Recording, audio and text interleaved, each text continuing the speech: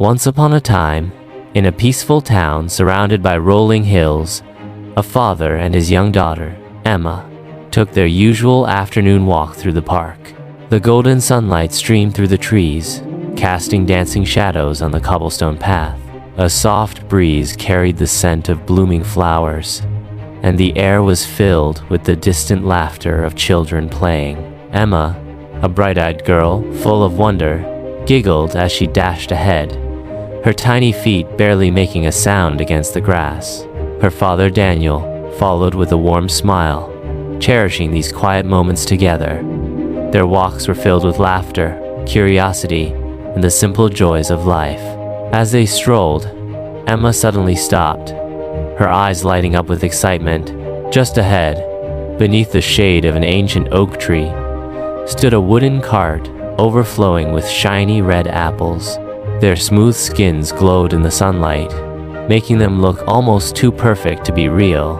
"Papa," she gasped, tugging at his hand. "Can I have an apple?" Daniel knelt beside her, brushing a loose strand of hair from her face.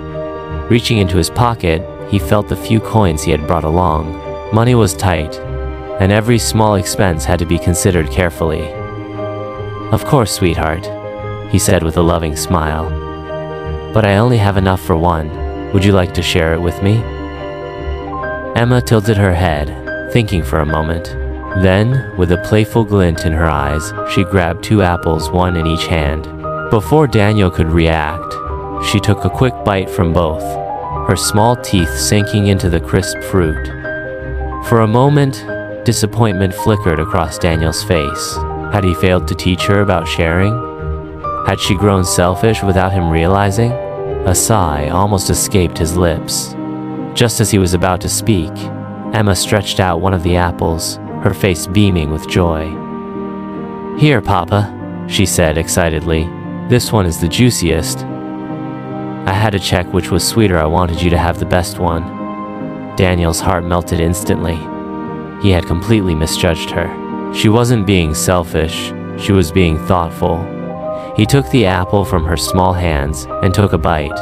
The sweetness filled his mouth, but the true gift wasn't the fruit, it was the lesson hidden within it. How often do we rush to conclusions? How often do we misinterpret actions, mistaking kindness for something else? That day, Daniel realized something important. Love doesn't always look the way we expect. It isn't always about grand gestures. It's found in the smallest, quietest moments. It's in the child who makes sure their parent gets the best apple, in the friend who checks in on you unexpectedly, and in the kindness that often goes unnoticed. So, before you judge too quickly, pause. Take a step back. Maybe, just maybe, what looks like selfishness is actually love in disguise. The greatest lessons in life don't always come from words. They come from experience, from small gestures, and from seeing things with an open heart. Remember, keep rising.